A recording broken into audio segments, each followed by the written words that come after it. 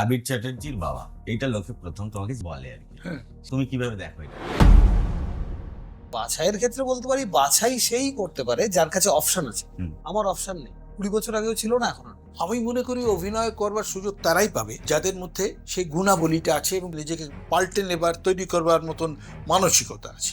Theatre দিয়ে যে শুধু মানুষ তৈরি হয় এটাই বিশ্বাস করি। আমি এমন বন্ধুদের সঙ্গে মিশি যারা সমস্ত বাজে বাজে আলোচনা করে, ফালতু আলোচনা করে, তাহলে আমার কোনো ডেভেলপমেন্ট হবে না। অমিত সাহা ভালো অ্যাক্টর, ফাল্গুনী চ্যাটার্জি ভালো অ্যাক্টর, কিন্তু এদের বক্স ভ্যালু নেই। থিয়েটার বললাম, ভাই আমাদের একটা থিয়েটার করেছি, দেখবে হুম। কি কি আছে। হ্যাঁ, উত্তম কুমার তো প্রথমে 5টা না 6টা ছবি ফ্লপ ছিল। এই হচ্ছে হ্যাঁ, তারপরে সে একটু একটু করে নিজেকে ডেভেলপ করলো, করে সে উত্তম কুমার হয়। সারাদিন মোবাইলে বসে চিনি চিচি চিচি চি এই দেখে যাচ্ছি। এটা কি? থিয়েটারের ফিউচার কি দেখতে পাও? আমার ফিউচারে দেখতে পাচ্ছি না। আমি যদি কিছুই যেখানে যাবো সেখানে পাবো না, সময় দিলে একটা কোথায় যাব? কেউ আমি তো যদি- থিয়েটার, আমি যখন থিয়েটার দলে আছি সেটা তো আমার একটা বাড়ি। এখানটায় স্কিল বা যোগ্যতার আলাদা করে দাম দেওয়ার জায়গায় আমরা থাকি না। সবাই সব জিনিস গ্রহণ করে না। তুমি একটা জায়গায় বলেছো ওয়েস্ট বেঙ্গলে থাকতে ভয় হয়। কেন? প্রত্যেকটা মানুষের জীবন কিন্তু দামি। পুরস্কার পেতে কোনো রাজনৈতিক দলের লবি থাকা দরকার। এই আমি অক্ষম, আমি যদি পুরস্কার পেতাম তাহলে হয়তো আমি কথাটা বলতাম না। সিনেমায় অভিনয় করার পর দেখলাম যে আরে বাপরে, লোকে তো প্রচুর এই তুমি অভিনয় করেছো আর তারপর টাকা পাওয়া। হুম। প্রধানমন্ত্রী হওয়ার পসিবিলিটি আছে। যে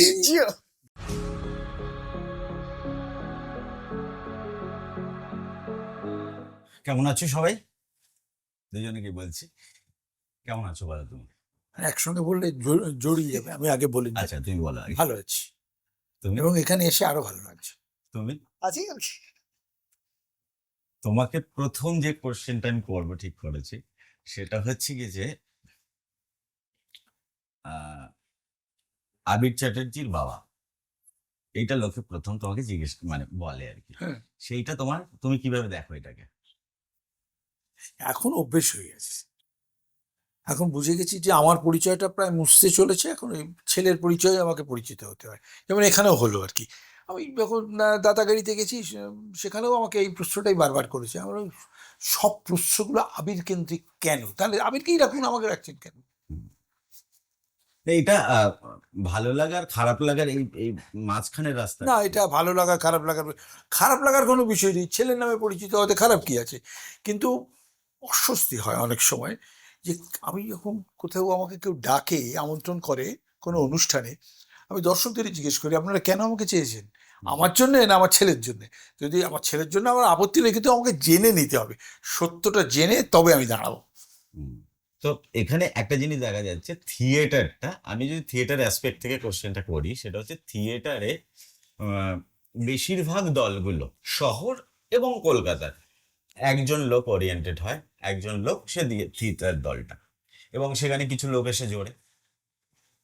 তো সেখানে ইয়াং ছেলেরা জোরে, সেটা হচ্ছে কি ওই এইচএস এর পর আর কি, ইয়াং ছেলে ইয়াং মেয়ে। ফার্স্ট ইয়ার সেকেন্ড ইয়ার, এই সময়টা এটা তাদের জীবনের একটা মূল্যবান সময়। তাদের তাদের সঙ্গে আমি কথা বলে দেখেছি, তাদের প্রথম বক্তব্য যে আমরা সেট নিয়ে যাই, সেটটা নিয়ে আমরা ছোট্ট একটা ক্যারেক্টার পাই। আর এই যে থিয়েটার দলটা চালান, তিনি একজন স্কুল প্রফেসর হতে পারে, একজন স্কুল টিচার হতে পারেন, সেই সন্ধ্যাবেলা এসে আমাদের বিভিন্ন জ্ঞানমূলক বক্তৃতা দেবে, কিন্তু তার বউ, তার মেয়ে, তার ছেলে মেইন ক্যারেক্টার করবে। আমরা হচ্ছে সেট নিয়ে যাব, সেট ভরবো, গাড়িতে করে নিয়ে যাব। এই জিনিসটা তোমরা কিভাবে ফেস করো, বা এর সত্যতা কতটা? আমি কোনোদিন করিনি, এরকম হয় শুনেছি, হুম। বল ওটা নিয়ে আমার ইন্টারেস্ট নেই। হুম। সিম্পল আর কি, এরকম হয় শুনেছি। আমাদের এটার করা প্রয়োজন কখনোই পড়ে না, করিনি। তো আমার ইন্টারেস্ট নেই এটা নিয়ে, কার বাবা ছেলে একসাথে অভিনয় করছে না কি করছে না করছে, থিয়েটার করছে সবাই মিলে। হুম। মানে এবারও ইয়াং জেনারেশন। না, আমি যেটা বলতে চাইছিলাম সেটা হচ্ছে কি যে আমরা মানে সেই ছেলেটা মানে ওইখানে ক্যারেক্টার বাছার ক্ষেত্রে তাকে ডিপ্রাইভ করা হচ্ছে। আমি চাইলে হয়তো সেই ছেলেটা আর একটু তার ওই ডিরেক্টর বা তার ওই যে ওই কমিটি, কোর কমিটি রয়েছে 3-4 জনের, যারা হচ্ছে কি প্রত্যেকেই এস্টাবলিশড লোক, তারা এসে, না বুঝেছি বুঝেছি, ঠিক আছে, যে ও চাইলে মানে যে হয়তো- বাছাই পদ্ধতি হ্যাঁ, বাছাই পদ্ধতিতে আমাদের যে আসলে আমরা সুযোগ পাচ্ছি না, আমরা বোধহয় আরো কিছু ভালো ডিজার্ভ করতাম, আমাদের একটু পিছনের দিকে সরিয়ে রাখা হয়েছে, এই এই লোকগুলোরাই মেইন ক্যারেক্টার করবে বা তাদের একটু প্রমোট করা হবে, এই বিষয়টা। মানে বাছাইয়ের ক্ষেত্রে বলতে পারি বাছাই সেই করতে পারে যার কাছে অপশন আছে। হুম। অপশন থাকলে বাছাইয়ের প্রশ্ন আসে। হুম। আমার অপশন নেই, 20 বছর আগেও ছিল না, এখনো নেই, শুধু বাছাইয়ের প্রশ্নটাই আসছে না, যে আপ জুটছে কারো। তোমার এই বিষয়টা নিয়ে তোমার কি বক্তব্য? না, আমি তো কখনো এভাবে ভাবিনি। আমি তো দলটাকে ভেবেছি আমার এক্সটেন্ডেড ফ্যামিলি, সুতরাং আমার ফ্যামিলির প্রতি আলাদা করে কোনো নেপোটিজম করতে হবে এর কোনো প্রশ্নই ওঠে না। দলটা আমার এক্সটেন্ডেড ফ্যামিলি, এবং আমি মনে করি অভিনয় করবার সুযোগ তারাই পাবে যাদের মধ্যে সেই গুণাবলীটা আছে এবং যাদের মধ্যে নিজেকে পাল্টে নেবার, তৈরি করবার মতন মানসিকতা আছে। হুম। আমি কিছুই করব না, অথচ স্টেজে উঠে আমি দর্শকের সামনে কেরামতি দেখাবো, এটা তো সম্ভব না। কাজেই যারা ভালো অভিনয় করবে, সে আমার আত্মীয় হতে পারে, অনাত্মীয় হতে পারে, আমি তাকেই চাইবো কাস্টিংয়ে আনতে। আমাকে অনেক সময় অনেক, মানে দীর্ঘ থিয়েটার জীবনে আমাকে অনেক অপ্রিয় বিষয়ের মুখোমুখি হতে হয়েছে, যে গুণী যে হয়, যে ভালো গান গাইতে জানে, একটা ভালো গান গাওয়া ছেলে থিয়েটার মঞ্চে গানটা একটা আলাদা ইম্প্যাক্ট তৈরি করে, সে একটু নিয়মের এদিক ওদিক করলেও আমি তার প্রতি একটা পক্ষপাতিত্ব দেখে ফেলি, এই জন্য গালাগাল শুনি। কর্নার আছে। হ্যাঁ, সফট কর্নার, আমার গালাগাল দেখে, আরে ভাই দেখো, তোমরা নিয়ম দেখেও না, ওর মধ্যে যে গুণটা আছে সেটাকে দেখো। হুম। তো আমার কাছে গুণটা চিরকালই বড়, তা তো আজও বড়, অন্য কোনো কিছু বড় না। হ্যাঁ, সে যদি সেরকমভাবে কোনো পানিশেস কোনো কিছু করে তাহলে তাকে রাখা যাবে না, কিন্তু তার মধ্যে যদি ক্ষমতা থাকে, আমার ইচ্ছা হবে যে সেই ছেলেটাকে বা মেয়েটাকে আমি কাস্ট করি। স্বাভাবিক। এটা আমার ইচ্ছা, এটা আমি নাটকের স্বার্থে করি, এটা অন্য কোনো কিছুর দিকে তাকিয়ে নয় না। তবে একটু আগে যদি ফিরে যাওয়া যায় থিয়েটারে, হুম। সেই সময় কিন্তু বিশেষ করে মহিলা চরিত্র অভিনয় পাওয়া খুব মুশকিল হতো। হুম। দেখবেন একটা নাটকের বই যখন লেখা হতো, ওপরে লেখা থাকতো একটি মাত্র মহিলা, মানে নাটকটির গুণাবলী হিসাবে, একটা ক্রেডেনশিয়াল হিসেবে ওটা চিহ্নিত হতো যে একটি মাত্র মহিলা, এটা করা যায়, নারী চরিত্র বর্জিত নাটক। বর্জ্য হবে, তার একটা আলাদা ক্রেডেনশিয়াল। কিন্তু সেক্ষেত্রে পরিবারের থেকে যদি কোনো মেয়ে, কোনো বউ এসে যদি আমার সে যাই হোক আত্মীয়, সে যদি এসে অভিনয় করে, তাকে তো আমার উৎসাহ দেওয়াই উচিত। আমি সেই সময় থেকে অভিনয় শুরু করেছি। আমি যখন অফিস ক্লাবের ডিরেকশন দিতাম, তখন তাদের অফিস ক্লাবের বন্ধুদের বলতাম, আপনারা এই পেশাদারি কয়েকজন আর্টিস্টের প্রতি অপেক্ষা করে বসে আছেন কেন, আপনার স্ত্রীকে নিয়ে আসুন, হুম। বাকিটা আমি দেখে নেব। তো এটা আমার চিরকালই ছিল, এখনো আছে। আমি ওখানে ওইটা বাদ বিচার করি না, সে আমার স্ত্রী না আমার বোন না আমার মেয়ে, এসব আমার বাদ বিচার করি না, দেখি যে সে অভিনয় করতে পারছে কিনা, that is the only criteria.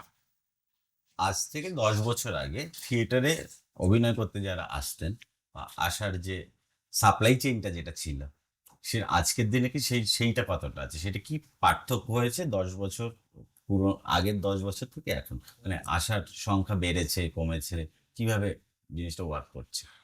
হ্যাঁ, বেড়েছে। তো এই বাড়ার মধ্যে একটা ভালো দিকও আছে, একটা মন্দ দিকও আছে, এবং সেটা আমি ফেস করি সবচাইতে বেশি। আচ্ছা।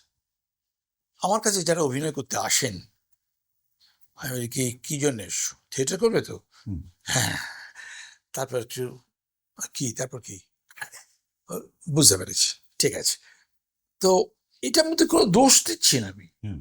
কেন একটা উপার্জনের রাস্তা খুলে দিয়েছে এই ক্যামেরা অ্যাক্টিংটা। হুম। আমরা থিয়েটার তো সেই উপার্জনের রাস্তা খুলে দিতে পারিনি, সুতরাং তারা যদি প্রলুব্ধ হয় ওই ক্যামেরার সামনে অভিনয় করতে, তার মধ্যে দোষের কিছু নেই। একটা লোক যদি থিয়েটারকেও সে ভালোবাসে, হুম। আবার তার রোজগারটাও প্রয়োজন, কোনোটাকেই অস্বীকার করা যাবে না। সুতরাং আমি ছোট করছি না, কিন্তু এটা একটা প্রবণতা। হুম। আগে যেমন থিয়েটার করতে আসতো, থিয়েটারই করতো শুধু, আর কিছু ভাবতো না। এবং সঙ্গে সঙ্গে আরও একটা জিনিস যুক্ত হয়েছে, আমি যখন থিয়েটার শুরু করেছি, তখন কোনো অভিনেতা বা অভিনেত্রী একটি মাত্র দলই অভিনয় করতেন, হুম। তার যা কিছু আনুগত্য থাকতো একটি দলের প্রতি। হুম। এখন তা নয়, এখন বিভিন্ন দলে ভালো ভালো অভিনেতারা অভিনয় করেন, এবং তার বিনিময়ে অর্থও পান। সুতরাং সেটা খারাপও নয়। তার মধ্যে গুণ আছে বলেই তো তাকে অর্থ দিয়ে আরেকজন ডেকে নিয়ে যাচ্ছে। আমি জেলাস হতে পারি, আমি তাকে নিয়ে অনেক 5টা কথা বলতে পারি, কিন্তু তার ওই যে এক্সট্রা কারিকুলার ওটাকে অস্বীকার করতে পারবো না। তো এখন ওই থিয়েটারে আসাটা এটা যেন কারোর কারোর ক্ষেত্রে মনে হয়েছে this is one step to camera acting. No, not that. থিয়েটারটা ভালোবাসা, থিয়েটারে ভালোবাসার পেছনে সবচেয়ে বড় কাজ হচ্ছে যে দলটাকে ভালোবাসতে হবে, দলের সবকিছুর মধ্যে জড়িত থাকতে হবে। আমরা শুনতাম, যেমন ছোট বয়সে শুনতাম যে তোমরা এসে দরজা খুলে ঘর ঝাঁট দিয়ে এসে বসবে। এখন হয়তো এতটা নয়, কিন্তু তাহলেও দলের যে কোনো বিষয়ে তোমার ইনভলভমেন্ট, এটা কিন্তু ডিরেক্টর হিসেবে আমার নজরে থাকে। আমি যদি দেখি যে সে সেই কাজগুলো করছে এবং খুব উৎসাহের সঙ্গে কাজ করছে, তাকে আমার একটু বেশি নম্বর দিতে ইচ্ছে করে, স্বাভাবিকভাবে ইচ্ছে করে। তো এখন এই অনেক ছেলে মেয়ে যে আসছে, আগে থিয়েটার করা মানে হচ্ছে যে যার কোনো কিছু করবার নেই, ওই থিয়েটার করে তো সে আর কিছু রোজগার করতে পারবে না। তার বাবা মা বলতো, হ্যাঁ থিয়েটার ফিয়েটার করছিস, কেউ যা চাকরি বাকরি কর না। এখন সেটা বলেন না, এখন অনেকে থিয়েটার শেখাতে নিয়ে যান। আমাকে যে কত বাচ্চা জিজ্ঞাসা করছে, বাচ্চার মা জিজ্ঞাসা করেছে যে কোথায় থিয়েটারটা শেখা যায় বলুন তো। তখন আমার কাছে অপশন খুব কম ছিল, তখন ওই ম্যাক্সিমাম বলতাম নেহেরু চিলড্রেন্স মিউজিয়ামের কথা। তখন ওখানে রমাপ্রসাদ বণিক শেখাতো, পরবর্তীকালে এখনো যারা শেখায় ভালো, ওখানে যান, ওখানে শিখুন। তবে শিখতে গেলে থিয়েটারের মাধ্যমে শিখতে হবে, টেলিভিশনে বা সিনেমায় কেউ শেখাবে না, কারণ শেখাবার সময় নেই তাদের। দোষ তাদের নয়, শেখাবার সময় নেই। প্রত্যেক দিন যাকে 22-23 মিনিটের ফুটেজ দিতে হয়, সে শেখাবে কখন? সে তৈরি করা জিনিস চায়। সুতরাং শিখতে হলে থিয়েটারেই আসতে হবে। তো এই বিশ্বাস নিয়ে যারা থিয়েটার করতে আসেন, তাদের প্রতি আমার একটা দুর্বলতা আছে। আমি অন্য একটা অ্যাসপেক্ট আমার জায়গায় যাচ্ছি, সেটা হচ্ছে কি যে ক্যারেক্টার বিল্ড আপের ক্ষেত্রে আমাদের চলার জীবনের অন্যান্য অ্যাসপেক্টে চলার জন্য থিয়েটার করাটা কতটা জরুরি? ক্যারেক্টার বিল্ড আপ মানে বুঝলাম না। মানে একটা মানুষ হতে গিয়ে ডিসিপ্লিন, পার্সোনাল, আমি একটা মানুষ তৈরি হওয়ার ক্ষেত্রে তুমি কিভাবে মানে থিয়েটার করাটাকে জাস্টিফাই করো? কারণ তোমরা 24 ঘন্টায় থিয়েটার করছো তুমি বেশি। হ্যাঁ, মানে আমি থিয়েটার মানে একটা মানুষকে মানুষ থেকে ভালো মানুষে কনভার্ট করতে থিয়েটার কি মানে থিয়েটারের বিষয়টা না, থিয়েটার করি সারাক্ষণ, মানে থিয়েটার দিয়ে যে শুধু মানুষ তৈরি হয় এটাই বিশ্বাস করি না? একটা মানুষের তো থিয়েটার personal একটা কিছু- আরো অনেকগুলো ফর্মের মধ্যে একটা হ্যাঁ। ফর্ম। এবার ঘটনাচক্রে আমি কি করে এই ফর্মটার মধ্যে ঢুকে পড়েছি। হুম, এবার এখন যেটা মনে হয় যে অবসর যাপন না যত ইন্টারেস্টিং হবে, সোসাইটি তত ইন্টারেস্টিং। হুম, এবার অবসর যাপনটাকে কিভাবে করে, আমি হয়তো আমার অবসর যাপনটাই শিখতে চাইছি থ্রু থিয়েটার। আমার অবসরটা কিভাবে কিভাবে কাটাবো। অবসর মানে আমি তো আহ, ওই সেই কনফিডেন্টলি বলতেও পারি না পেশাদার অভিনেতা। বন্ধু বান্ধবরা আছে, জুতে দিয়েছে, এদিক ওদিক করে চলে যাচ্ছে, সংসার চলে যাচ্ছে, থিয়েটারের দল চলে যাচ্ছে, সেইভাবেই অনেক। আমার থাকাটা মানে পেশাদারিত্বেও থাকা নেই, আবার খুব সিরিয়াসলি থিয়েটারের প্রেমে থিয়েটার করছি। আমার অবসর যাপন, বন্ধু বান্ধব, মানে এইটা আমি একটা জায়গা পেয়েছি, একটা আধার মতো পেয়েছি, যেখানটায় বন্ধু বান্ধব জুটে যাচ্ছে, তাদের সাথে আহ আহ, সম্পর্ক হয়ে যাচ্ছে গভীরভাবে। তো ওই কারণে আমার থিয়েটারে থেকে যাওয়া, মানে এটাই আমার কাছে মূল বিষয় আমার মনে হয়েছিল, সেটা হচ্ছে আমার কাছে আর কি। হুম, হুম, তো যারা এইভাবে আসতে চায় তারা এইভাবে এসে জুতে, কারণ আমাদের এই থিয়েটারটাতে, তার কারণ আমরা যেভাবে থিয়েটার করে এসছি, আসলে পেশাদার তো আমি নিজেও নই। আর এবারে যেটা হয়েছে, বন্ধু বান্ধবরা দীর্ঘদিন ধরে সাহায্য করে এই একটা জায়গা তৈরি হয়েছে, সেখানে বিভিন্ন লোক আসছে এবং কালচারাল এক্সচেঞ্জ হচ্ছে, অনেকগুলো জিনিস আমি বুঝতে পারছি এখান থেকে। আর যারা করছে আমাদের সঙ্গে কাজ, তারা তাদের নির্দিষ্ট প্রফেশন আছে, সেই প্রফেশনটা বাঁচিয়ে তারা, এখন তো আর আগের মতো সংগঠিত সেক্টর নেই। হুম, আর সংগঠিত সেক্টরে আমি 10 ঘন্টা 12 ঘন্টার বেশি কাজ করবো না, এটা বলার লোকও নেই, হুম, এটা সমস্যা। তো হয়নি, কি করা যাবে, ওটা নেই বলে আমি কি বসে থাকবো? ঠিক আছে, 16 ঘন্টা কল সেন্টারে কাজ করার পরে যে ছেলেটা চলে আসছে, সেই আমার কাছে ইয়ে আর কি, আমার বন্ধু আর কি। বা আমিও নাইট শুট করার পর যার বাড়িতে মিউজিক দেখতে চলে যাচ্ছি, সে আমার বন্ধু হয়ে গেছে। তো বন্ধুত্ব এবং অবসর যাপন, থিয়েটারটাকে আমি এইভাবে দেখি। এবার এইখানে একটু কোথাও অভিনয় করার সূত্রে একটু সম্মান পাওয়া গেল, একটু টাকা পাওয়া গেল, এইটা উপরি। এটার জন্য থিয়েটারের সাথে আমি যুক্ত না। সেইটা আর কি আমার এক্সপ্লোর করার আছে, থ্রু থিয়েটার করছি, থ্রু সিনেমা করছি। আজকে যে এখানে বসে আছি, হুম। চারটে প্রশ্ন তুমি করছো, আমার মাথাতেও নেই, আমি ইম্প্রোভাইজ করে বলছি, ভালগুলিদা বলছেন শুনছি। এটাই প্রসেস, এটার মধ্যে আছি আসলে। অনেক এখনই কোনো কিছু বলা আমার পক্ষে খুব মুশকিল, যে এক্স্যাক্টলি এটা করলে এটা হয়, ওটা করলে ওটা হয়। এই কিছুদিন আগে সুজিত সরকার একটা কথা শুনছিলাম, মানে ইন্টারভিউতে বলেছে যে যে ফিল্ডেই কাজ করুক না কেন, তাকে একবার না একবার থিয়েটার এক্সপিরিয়েন্স করা উচিত।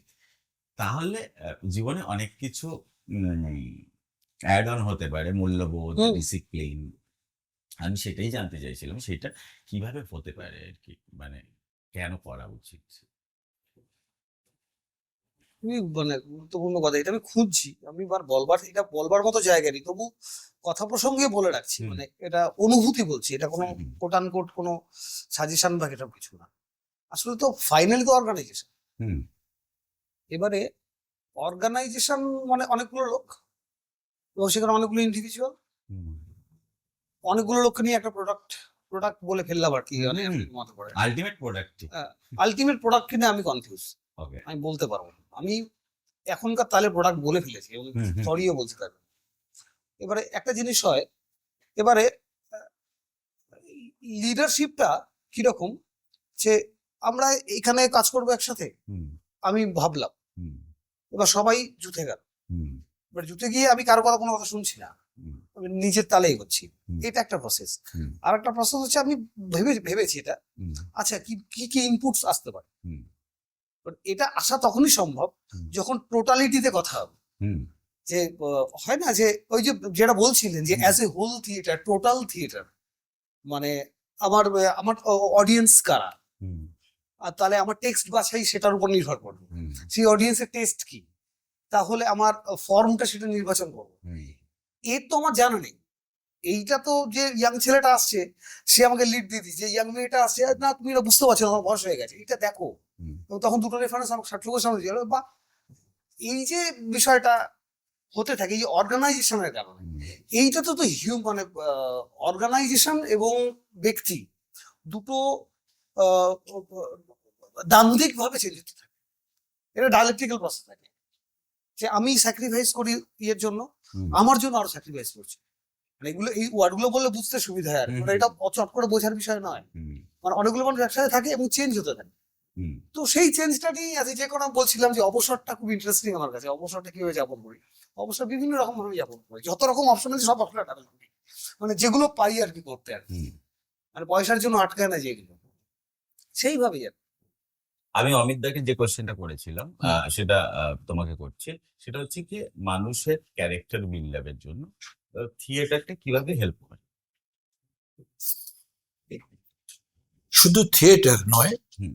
আমি বিশ্বাস করি পুরো যাপনটার উপর নির্ভর করে। হুম। আমি বই পড়ছি কিনা, কেমন বই পড়ছি, আমি কেমন বন্ধুদের সঙ্গে আড্ডা মারছি, হুম। এটা যেমন একটা মানুষকে তৈরি করে, সেরকম থিয়েটারও তৈরি করে।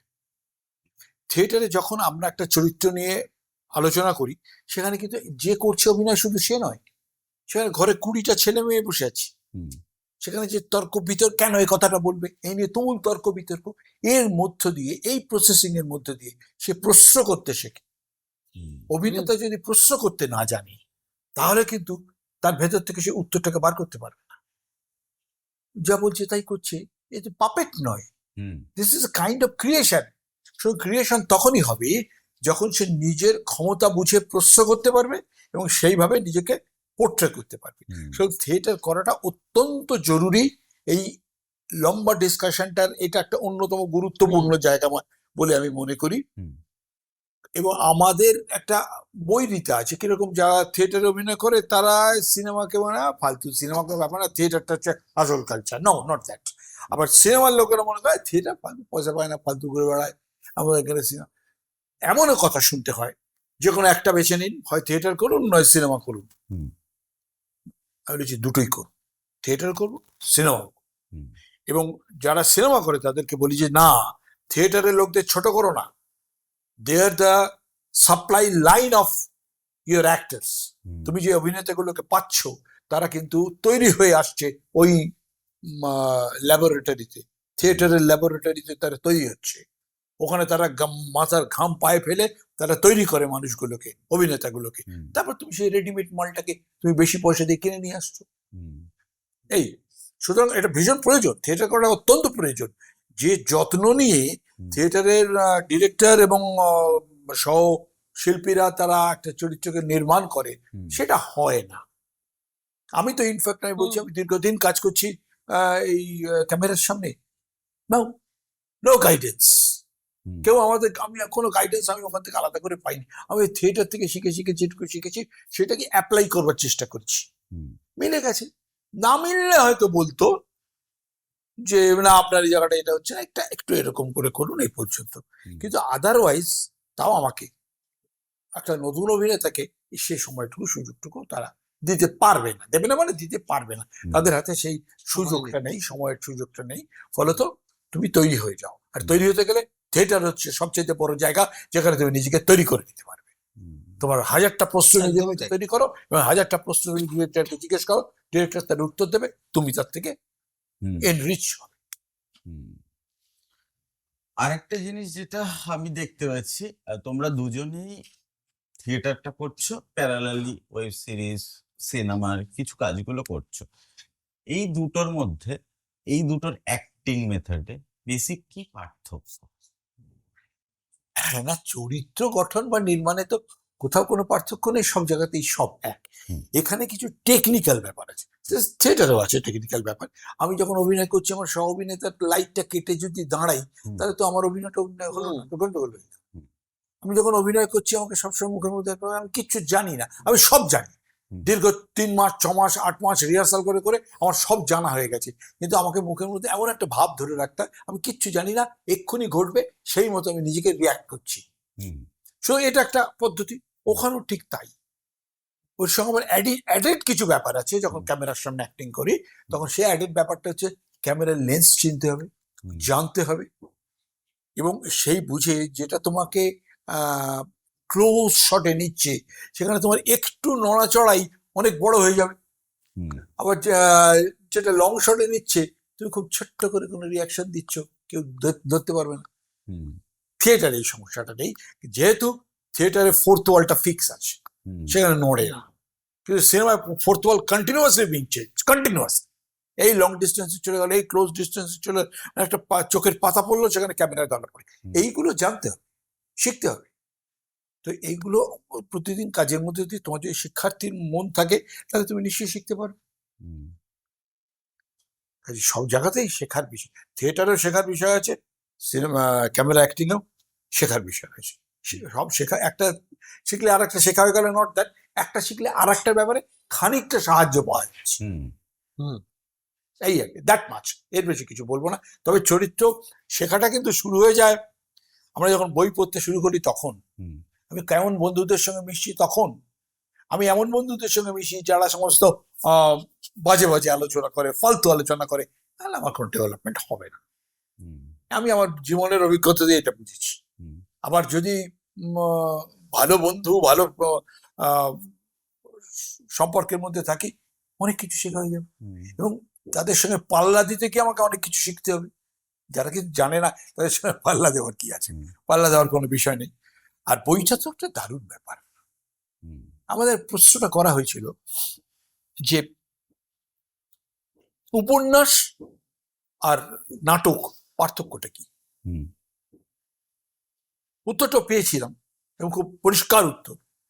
উপন্যাসের মধ্যে কিন্তু সব সময় আগাগোড়া প্রথম থেকে শেষ অবধি লেখক থাকেন, হুম, কিন্তু নাটকে কিন্তু একটা লাইন থেকে আরেকটা লাইনে যখন যাচ্ছে, আর কেউ নেই, শুধু আমি আছি অ্যাজ অ্যান অ্যাক্টার, আরেকজন আছেন as my co-actor. Hmm, between the lines বলে কোনো বস্তুটা, সেটা আমাকে তৈরি করতে হবে, হুম, মাথা দিয়ে তৈরি করতে হবে। ওখানে কিন্তু সে লেখক আছেন, তিনি লম্বা এতখানি স্পিচের পরে ছোট্ট একটা কথা বললেন উপন্যাসে, ফলে তো অনেক সুবিধা হয়ে গেল। লেখক কি বলতে চাইছেন আমি বুঝে গেলাম। কিন্তু এইখানে আমাকে সেটা নিজেকে বুঝে নিতে হবে, হুম, সেইটা দরকার। ওই জন্য পড়ার দরকার। ওপর ওই যে লেখকের অ্যানালিসিস গুলো থাকে মাঝখানে, সেগুলো যত পড়বো তত বিটুইন দ্য লাইন্সটা আমার শেখা হয়ে যাবে। হুম। এই শিক্ষাটা খুব জরুরি। খুব জোরে। অমিতদা এই আমি বিষয়ে আমার add on ফাল্গুনিদার কিছু? কথায় রেস্ট নেই বলবো, যে হুম। বললাম যে বিটুইন দ্য লাইন যে বাঁচাটা থাকে হুম হুম হুম সেটা ট্রুথ। হুম এবার ফরম্যাট যখন বদলাচ্ছে, নাটকে কি আমাকে প্রজেক্ট করতে হয়, হুম আর সিনেমার ক্ষেত্রে সেই দায়টা কমায়, হুম ক্যামেরাই আমার ওই প্রজেকশনের দায়টা নিয়ে নেয়। হুম ফলত আমাকে যেখানটা অনেক বেশি এগোতে হচ্ছে, সেখানটায় না এগোলেও ও চলে আসছে। হুম আমি ধরে নিলাম দর্শক আমার এইখানে চলে এসছে, হুম। ক্যামেরাটা যখন এখানটায়, দর্শক আমার এখানে চলে এসছে, দর্শক আমার দূরে আছে, তাহলে আমার প্রজেকশনের একটা বড় দায় ও নিয়ে নেয়। হুম আমার সেখানটায় ওই বাঁচাটুকু, হুম ওই কম্পোনেন্ট তো এক একটা, আমরা যে লাইভ কম্পোনেন্ট, মানে কন্টেন্টটা কমিউনিকেট হচ্ছে কিনা through my body, hmm voice এবং আমার ওই বাঁচাটা দিয়ে, হুম ওই ট্রুথটাই রাখা। আর টেকনিক্যালি পার্থক্য হচ্ছে ওটা, যে সিনেমায় আমায় যেতে হয় হুম আর নাটকে যেতে হয়, এটাই কিন্তু ওটা সব জায়গাতেই এক, যেটা বললেন বিটুইন দ্য লাইন যে বেঁচে আছে কিনা, হুম অত্যন্ত গুরুত্বপূর্ণ কথা বলেছেন, মানে আমি হুম বলার সুযোগটা ওখান থেকেই পেলাম আর কি। হুম। এই বর্তমান সময়ে খুব একটা কথা শোনা যায়, ধরো এইরকম কথা যে অমিত সাহা ভালো অ্যাক্টর, ফাল্গুনী চ্যাটার্জি ভালো অ্যাক্টর, কিন্তু এদের বক্স ভ্যালু নেই। এই কথাটা নিশ্চয়ই শুনেছো তোমরা। বক্স কি বক্স ভ্যালু নেই, মানে? মানে তাদের মানে বক্স জিনিসটা আমার আইডিয়া নেই। বক্স মিন্স তাদের ওই রকম ক্রেজ নেই লোকের মধ্যে। তারা ভালো ও আচ্ছা, অ্যাক্টর, তাদের বিক্রির রেট কম। এই কথা নিশ্চয়ই তোমরা শুনেছো। হ্যাঁ বেটার। তো এটা এটা কিভাবে ওয়ার্ক করে, মানে তোমার তোমার অ্যাসপেক্ট থেকে এটাকে তুমি কিভাবে দেখো? যে অমিত শাহ খুব ভালো অ্যাক্টিং করে, ভালো অ্যাক্টর, কিন্তু ওর খুব একটা বেশি বিক্রির দাম নেই।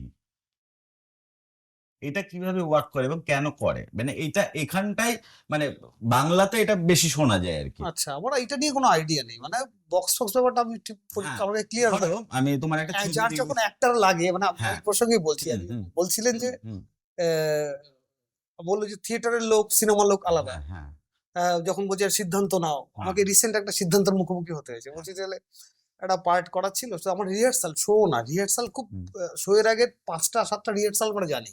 হুম তো আমি বললাম যে স্যার একটু এদিক ওদিক করুন। হুম বলছে না, তুমি সিদ্ধান্ত নাও যে থিয়েটার না সিনেমা। আমি বললাম যে আপনি সিদ্ধান্ত নিন, হুম অভিনেতা কাকে নেবেন। হুম। আমার কিছু বলার ছিল না এখানটায়। না, যখন সিনেমাটা হচ্ছে হ্যাঁ তখন তো সেটা একটা বিক্রি করার দায়বদ্ধতা থেকে যাচ্ছে। মানে ভেরি রিসেন্ট আমি একটা ঘটনার জন্য এই কোশ্চেনটা তোমাদের করলাম, সেটা সেটা হচ্ছে আছে, গিয়ে আমার আইডিয়া হ্যাঁ নেই। একটা পিআর এজেন্সি হতে পারে, তো একটা সিনেমার সঙ্গে চারজন অ্যাক্টর অ্যাক্ট্রেস জড়িত আছে। তো আমি তাদের নাম বললাম যে এই আমার ছবিতে আছে, তো আমি চাইছি সারা কলকাতাতে এদের কিছু ব্যানার পড়ুক, কোনো একটা সংস্থা স্পন্সর করুক এটাকে। তো বললো আপনি যাদের নিয়ে সিনেমা বানিয়েছেন তারা খুব ভালো অভিনেতা, কিন্তু তাদের বক্স ভ্যালু নেই, হুম, মানে তাদের বিক্রির রেট নেই। হ্যাঁ বুঝতে পারি, টেস্টের ব্যাপার এটা। ধরো, তো সবাইকেই মাংস কেলানোর তাল করা হচ্ছে। হুম এই যে শুক্তো চচ্চড়ি আছে, হুম মোরলা মাছের ঝাল আছে, হুম আরো নানাবিধ আছে, মানে হুম রায়তা আছে। হুম এগুলোর তো এক একটা ফ্লেভার আছে, এক একটা টেস্ট আছে। তো আমি ওইরকম কোনো একটা ফ্লেভারের মধ্যে পড়ি, রায়তা ও শুক্তো চচ্চড়ি। এবার যার প্রয়োজন সে নেবে। এবার সারাক্ষণ যদি মাংসর বিক্রি ভালো, মাংস লোকে পছন্দ করে, এই বিক্রিটা ডিপেন্ড করে আসলে একটা জেনারেল ন্যাক দেখে। হুম আমাদের দেশে এই ধরনের কন্টেন্ট চলে, এই ধরনের কন্টেন্ট যে কাঁধে নিয়ে বেরোতে পারবে সে হুম নিয়ে যাবে। আমি পারবো কি পারবো না আমি তো জানি না, হুম তো আমাকে দিয়ে ট্রাই করতে হবে বা কিছু একটা করতে হবে, তো যে ট্রাই করবে হবে। হুম। তুমি এটাকে কিভাবে দেখো? না, বক্সের উল্লেখ তো আছেই, হুম থিয়েটারেও আছে, সিনেমাতেও আছে। হুম থিয়েটার বললাম ভাই আমাদের একটা থিয়েটার করেছি, দেখবে হুম কে কে আছে, হ্যাঁ হুম কে কে আছে, না কি কি আছে কেউ জিজ্ঞেস করে না, আচ্ছা কে কে আছে। হ্যাঁ তার মানে যদি তেমন কেউ থাকলে কোনো জল জিনিস হয়তো মানুষ দেখতে আসবে। হুম আমি একটি নাম উচ্চারণ করছি, যেমন ধর থিয়েটারে যার বক্স এখন এই মুহূর্তে সবচেয়ে বেশি, দেবশঙ্কর হালদার, হুম দুরন্ত অভিনেতা। তো তিনি তো এমনি করে তৈরি করেননি তার বক্সটা, হুম তার জন্য তাকে সময় দিতে হয়েছে, তাকে তার পরিশ্রম দিতে হয়েছে, তবে তার বক্সটা তৈরি হয়েছে। সিনেমার ক্ষেত্রে ঠিক তাই। উত্তম কুমার তো প্রথমে 5টা না 6টা ছবি ফ্লপ ছিল, এই হচ্ছে হ্যাঁ, হ্যাঁ, তারপরে সে একটু একটু করে নিজেকে ডেভেলপ করলো, করে সে উত্তম কুমার হয়ে গেল। হুম, বক্সের নিজে তৈরি করেছে। Yes. হ্যাঁ, পারিপার্শ্বিক তাকে সহায়তা করেছে, কিন্তু পারিপার্শ্বিক বলতে ভালো ভালো ডিরেক্টর, সুচিত্রা সেনের মতন অভিনেত্রী ইত্যাদি ইত্যাদি, এরা সহযোগিতা করেছে, কিন্তু মূল জিনিসটা তাকেই কাঁধে বহন করতে হয়েছে। হুম, একে এখনো ঠিক তাই, হুম, যে অভিনেতা দীর্ঘদিন অভিনয় করতে করতে তার পরিচিতি নিজে তৈরি করে নিতে পারে, হুম, তার বক্স, আর যে পারে না তারপর তার বক্স নেই, হুম, সেটা তার ডিসক্রেডিটও বলা যেতে পারে। আমি খুব মানে খোলামেলা কথা বলছি, যে তুমি সুযোগ না পেলে বলতে পারো, কিন্তু সুযোগ পেয়েও যদি তুমি কিছু না করতে পারো, তাহলে কি বলা যাবে, তোমার নেই সেই কপাল, নেই, চলো হুম, তুমি বক্স হতে পারবে না। হুম, আরে এটা তো দুটো জিনিস নির্ভর করে আসলে। যে অভিনেতা আসছেন তার তো হুম। দুর্ধর্ষ ক্ষমতাবান তাকে হতে হয়, হুম, আর তার চেয়েও মানে যেটা আমার এখন মনে হয় সেটা হচ্ছে যে কি লেখা হচ্ছে, কোন সময় কি লেখা হচ্ছে, পরিচালকটা কি, সংলাপগুলো কি, প্রোডাকশন সিস্টেমটা কি, হুম, এইটা কিন্তু বক্স তৈরি করে। হুম, সেই মানুষটা সেই ক্ষমতাটা থাকতে হবে ওভারলোডটা নেওয়ার। আর এটাও লাগছে খুব জরুরি বিষয় যে সিনেমাটা মানে সিনেমা বা থিয়েটার, সেটা খুব মানে যে থিয়েটার গুলো হিট হচ্ছে সেখান থেকেই আর্টিস্ট কে আমরা চিনতে পারছি। আমি তো মানে কাল পরশু বোধহয় কবে যেন একটা থিয়েটার দেখে এলাম, হুম, সবাই বক্স, কেউ দলের লোক নয়, সব বাইরে হ্যাঁ। থেকে আনা। থিয়েটারটার নাম হচ্ছে মেফেস্টো। হ্যাঁ, সুমন মুখোপাধ্যায় থেকে গৌতম হালদার থেকে শুরু করে অল বক্স। কেন? তাহলে যাদের বক্স নেই তারা কোথায় কাজ করবে, অভিনয় করবে কোথায়? হুম, কিন্তু তার জন্য আফসোস করলে চলবে না, বক্স ভ্যালু চিরকাল মানে যে কোনো দেশের সিনেমা বা থিয়েটারে এগুলো ওইটা হুম, ওয়ার্ক করেছে, এখনো ওয়ার্ক করবে, কিন্তু বক্সের জন্য ঈর্ষান্বিত হওয়ার কোনো কারণ নেই। মনে রাখতে হবে যে বক্স কিভাবে হলো, সেটা যদি কেউ একটু ভালো করে ওয়াচ করবার চেষ্টা করো, তাহলে তুমিও একদিন বক্স নাও, কাছাকাছি হুম। যেতে পারবে, এই আর কি। এই বক্স প্রসেসটা প্রসেসটা তুমি যেটা ডিসক্রাইব করলে সেটা হচ্ছে নিজে কতটা তৈরি সেলফ হচ্ছে। ডেভেলপমেন্ট। হুম, আমি যারা অভিনয় দেখেছে, আমি উত্তম কুমারকে ধরেই বলছি, হুম, যারা উত্তম কুমারের প্রথম দিকের অভিনয় দেখেছে আর পরের দিকের অভিনয় দেখেছে, হেভেন অ্যান্ড হেল ডিফারেন্স। হুম। এই যে একটা মানুষ নিজেকে একটু একটু একটু করে ভেঙে তৈরি করে নিলেন, এটাই তো তাকে বক্স করে দিয়েছে। হুম, আজও সে মৃত্যুর 45 বছর বাদেও মানুষের কাছে সে এত আদরণীয় কেন? ওই কারণে যে সে নিজেকে একটু একটু করে তৈরি করে নিয়েছে। হ্যাঁ, যে কোনো অভিনেতাই চেষ্টা করতে পারে, শুধুমাত্র ওইদিকে তাকিয়ে থাকলে চলবে না, আমার ওখানে আমরা চান্স পাই না, এই প্রতিটা কথার মধ্যে, এই অভিযোগের মধ্যে কোথাও একটা নিজেকে না দেখার একটা অজুহাত আছে। হুম, নিজের দিকে দেখো যে আমি কিভাবে তৈরি হতে পারি। আমিও তো এত বছর অভিনয় করছি, আমি কি পেরেছি? পারিনি, সেটা আমার ক্ষমতা, আর আমার মধ্যে যা ক্ষমতা আছে সেটা আমি ব্যবহার করবো, কিন্তু আমার মধ্যে যদি ক্ষমতা থাকে হুম, তাহলে কিন্তু ঠিক ব্যবহৃত হয়ে যাব, হুম। এটা আমি জানি। থিয়েটারের ফিউচার কি দেখতে পাও? আমার ফিউচারই দেখতে পাচ্ছি না। না, তুমি যে থিয়েটারটা করছো তোমার তো ওটা একটা রাস্তা, ওই জার্নিটা তুমি তুমি তোমার থিয়েটার অ্যাসপেক্ট থেকেই বলো না তুমি হতে পারে আমাদের দেখলে কি হয়, এমন একটা চর্চার মধ্যে দিয়ে যাচ্ছি তো, ধরো যে কাজটা করছি সে কাজটা করতে করতে সে কাজটা সম্পর্কে কমেন্ট করাটা হুম, একটু ঝামেলা হয়ে যায়, অনুভূতি প্রকাশ করা যেতে না। কমেন্ট করা মানে হচ্ছে যে তার ভবিষ্যৎ ইতিহাস এবং বর্তমানের একটা সারসংক্ষেপ, হুম, সেটা করার জায়গায় আমি নেই। হুম, আমি প্র্যাকটিসও রয়েছি, এবার অনুভূতি প্রকাশ করতে পারি। থিয়েটারের ভবিষ্যৎ আসলে কোন থিয়েটারের, হুম, মানে যেটা রেগুলার হচ্ছে সেটাও একটা থিয়েটার, যে লোকনাট্য হতো সেটাও একটা থিয়েটার, হুম, বাদল সরকার যেটা করতেন সেটাও একটা থিয়েটার। হুম, প্রশ্ন আসবে কোন থিয়েটার। শ্রেণী চরিত্র বদলালে থিয়েটার বলতে হবে। হুম। কোনো একটা শিল্প বা হ্যাঁ, আহ, সেটা হচ্ছে তার যদি সাপ্লাই লাইনটা সবসময় চলতে থাকে তাহলে সে হুম। একটা জায়গা থেকে একটা জায়গায় জার্নি করবে। আমি যে থিয়েটার অভ্যস্ত বা যে থিয়েটারটা অভ্যস্ত এবং একজন যে থিয়েটার প্র্যাকটিস করার চেষ্টা করছি, হ্যাঁ, যে ফ্রি, হ্যাঁ, তো সেটা যতদিন আমি ফ্রি লোকজন পাবো, তো এই যে অবসর আমার নিজের নির্দিষ্ট কাজ ছাড়ার পরেও যে করার পরেও যে আমার অবসরটা আমি কি করে যাপন করবো, হ্যাঁ। সেটা থিয়েটারের মধ্যে করতে পারি, হ্যাঁ। গার্ডেনিং এর মধ্যে দিয়ে করতে পারি, রান্না বান্নার মধ্যে দিয়ে করতে পারি। যেই লোকগুলো ভাববে যে আমি থিয়েটারের মধ্যে দিয়ে করবো, সেই লোকগুলো জুটে যাবে। হ্যাঁ। তো সেই লোকগুলো জোটার সম্ভাবনা যতদিন বেশি ততদিন আমার থিয়েটার আছে।